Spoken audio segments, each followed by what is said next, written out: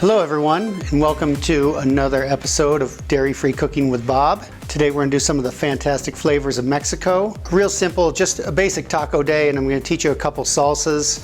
This goes pretty fast. You could do this for any of your friends or your family if you had to get dinner out quickly. A lot of people are busy these days, so I'm trying to show you something that you could make at home. This is some rotisserie chicken. I roasted myself, but similar.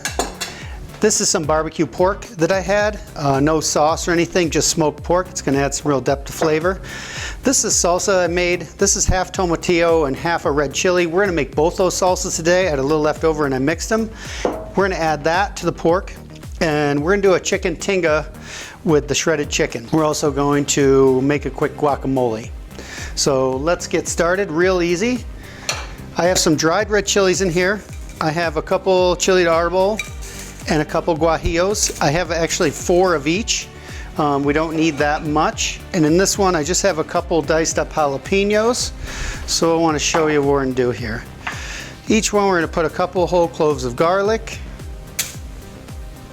a handful of onions. This was 1 onion consequently, so they're each going to get about a half an onion. This one, the green one, half an onion. The more you chop up the tomatillos, the tomatoes, the quicker the salsa will go. It can go really, really fast. You can use canned tomatillos too if you want. I just think everything fresh is better. 3, 4 tomatillos. All right, and if you want it spicier, you can add extra jalapeno. If you want it less spicy and more jalapeno, you can add more jalapenos and take the seeds out. But I like all my salsas really spicy because we're here in Colorado. Got that going for us.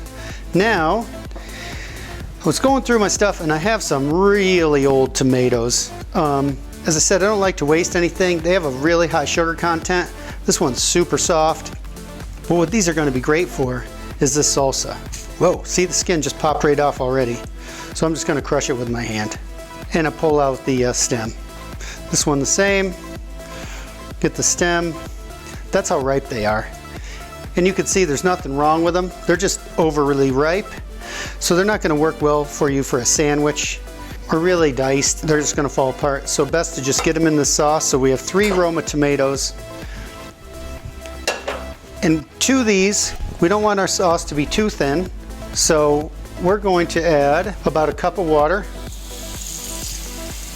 The tomatillos have a lot of moisture in them. You'd be surprised. When I cut them, they look incredibly dry. When you cook them, it's going to be like they came packed in water.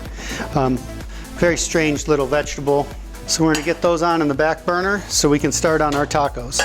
All right. We're just going to get right into it with our tinga. We're going to preheat our pan. Maybe we'll put the tinga in here because it's going to simmer a little more. Looks like our pans are nice and hot. As I said, I pulled this cold so the fat's still sticking all around it. We're going to render some of that out. Oh, pork stock on there. I'm going to grab it will actually caramelize in its own fat in this pan real quick. Now this one is slightly different. This is a chicken tinga we're going to make. Pretty standard recipe. That was fun. Oil's real hot. Now a little trick that you might want to learn, I'll show you. No one seems to know this trick.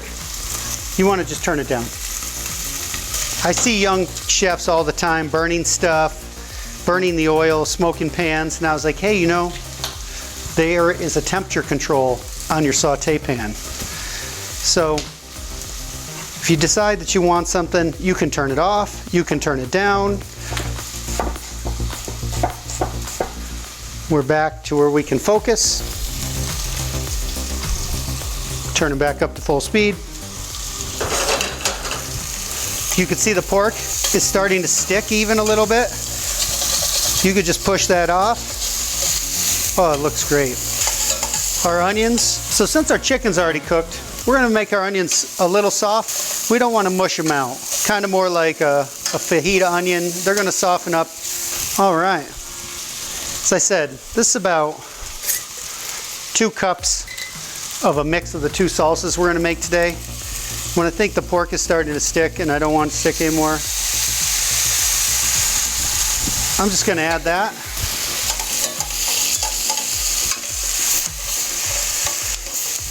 I'm going to cover it.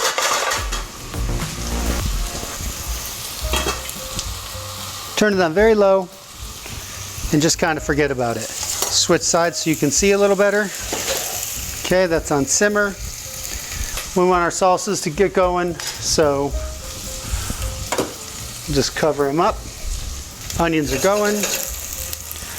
To this, we're going to add a couple of canned chipotles with adobo sauce. You can add 3, you can add 4, you can add 1, you can just use the sauce. Well, it looks like I'm going to add 3. I taste it. It's not too smoky or too spicy, but it is really good. A little cumin. Looks like I got about a teaspoon of that in there. But sometimes happy accidents in the kitchen are what make you great. Who knew? All the rage, celery seed with chicken and chipotles, but I don't think so. You can use fresh chopped tomatoes. You can use crushed tomatoes. Let's smash up those chipotles a little bit. They should break right up. A chipotle pepper actually is just a smoked jalapeno in adobo sauce. Adobo sauce is just a rich tomato sauce. All right, I'm gonna add my chicken.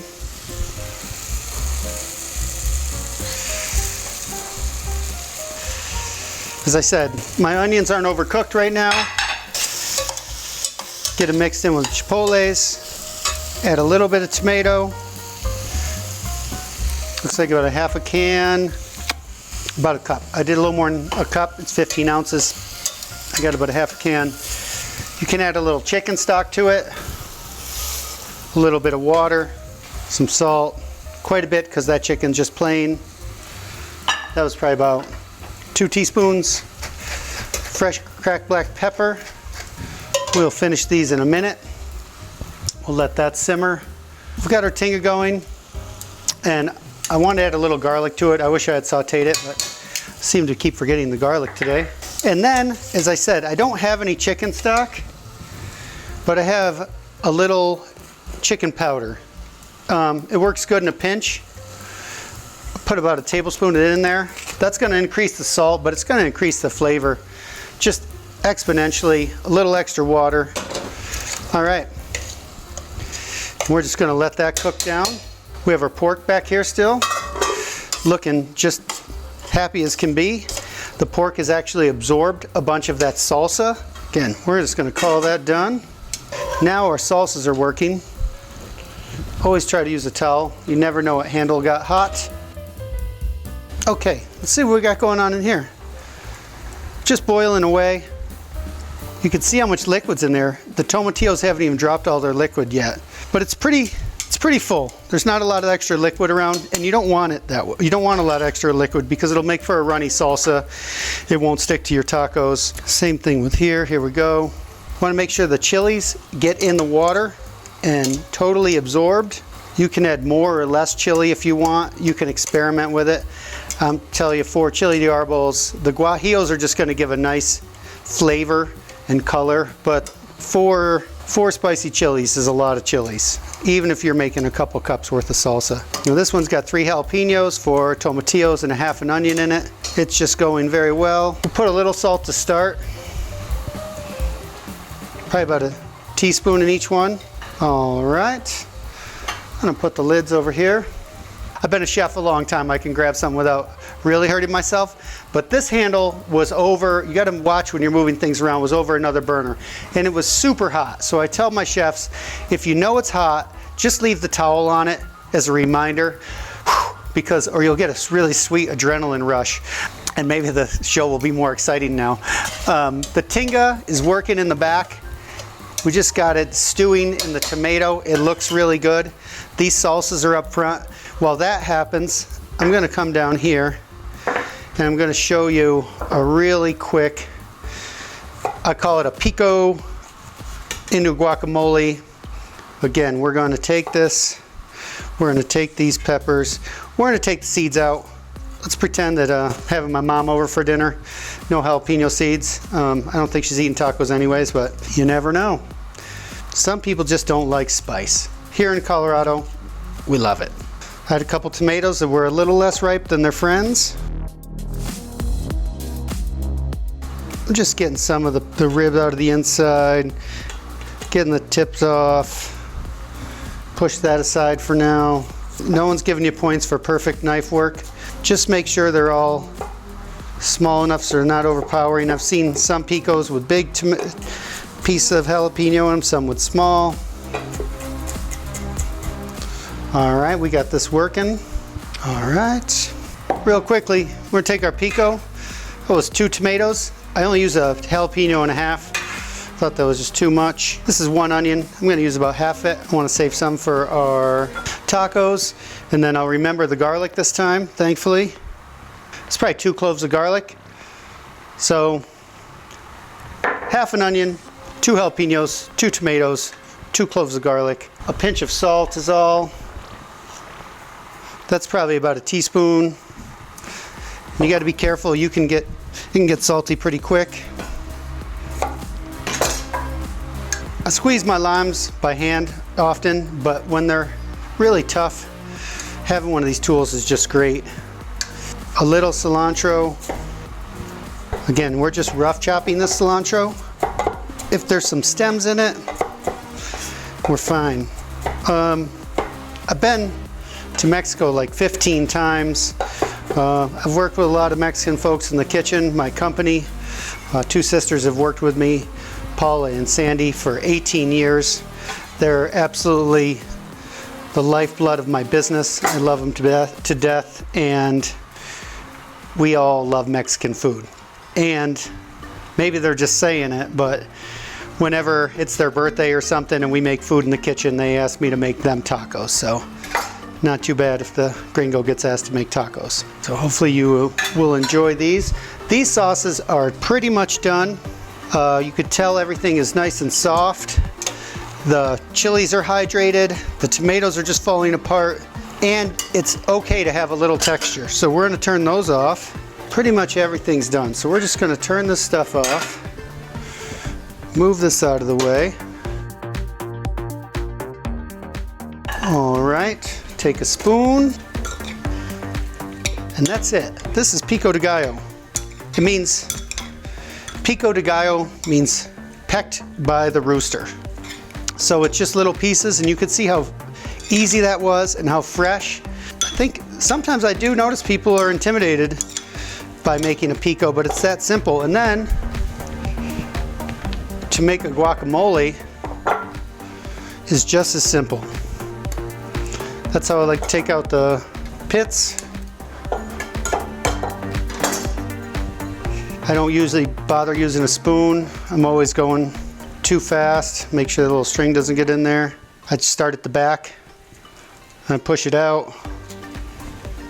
Everyone loves guacamole. Everyone talks about it. It wasn't always my favorite. I'm beginning to like avocados more as I get older. I know it's very strange to say, well, I wasn't in love with avocados. So I'm just gonna mash those up with a little salt. Again, about a teaspoon. I like a little pepper in it. We're just gonna mash it up. You can make it as smooth as you want with the back of the spoon, or you can use the side of the spoon and make chunky guacamole. You can make a combination. Depends on how busy you are. Now I see that we have our pan heating up over here. Be aware of that. Everything else is done. How do I finish my guacamole? With a little bit of pico. And that's just always the way I've done it. I feel like it's the best guacamole. I like the tomato in there. And you can see we made both those in like 5 minutes. We're gonna set those aside and start working on our tacos now. Let's clean off our space. And for these tortillas, these are corn tortillas. They're very lightly cooked. I'll try to get them apart. Everything is about the prep. And I've done some pottery, and I made this awesome little tortilla pan. And I'll show you why. It's just the perfect size. So what we're gonna do is our pan is super hot, which is okay. That means we're just gonna have to work faster. I like to put a little oil down, move it around, put a tortilla down, put a tortilla down. I flip it. I'll add another one. I flip it. And this way I just disperse the oil very quickly and very thinly. So I'm just going to, I mean, it is super hot. So the corn tortillas will absorb some of the oil. There's some oil in the corner. I'll push it back out for the other side. And you can see here, just the slightest bit of color. Maybe add some more. I just keep working downhill, one and one and one. Okay. You can actually feel it. It will feel a little different when it's toasted. And you're just warming them. They should come fully cooked. They don't always. But you can see each time there's the tiniest bit of oil is going to get on all these. You see little brown specks forming on them. So then there's one last step. Now I'm going to flip them all because they've all just had one side done. That was the first flip because I don't want them to fall apart or get mushy. So I'm just going to sear them both on each side. That one is our first friend with two sides. In the pan he goes. Flip it. You can see how it's doughy almost. We're going to fix that. That guy, number two. These are really hot, by the way. You can use tongs. Best to probably just put on a glove. You could tell too if they're sticking at all that they're probably still untoasted. And away you go. Here we go, there's another one. As quick as you can work now, they're super hot. They come cooked and they're also cooking in the stack. You should have to flip everyone once. And away you go. And when you get to the bottom, everyone will have had two sides cooked. And away. And that one's already done. Has its last side. Turn it off heat, and there you go. Hot tortillas. Okay, last but not least, we're gonna just take a towel, cover those up, let them sit there for a minute. Now, in the blender, last piece. Take a little bit of this cilantro, take the magic green handle one, nope, red one. Just pour it into the blender. Add a small handful of cilantro, a pinch of salt. Let's just, because we're gonna put them back in the, well, look up. I'm gonna let it puree a little while longer. Just did something dumb that a chef taught me a long time ago not to do. I'll show you on the next one. All right, there we go. There's just a standard red tomato salsa. This one is cooled down.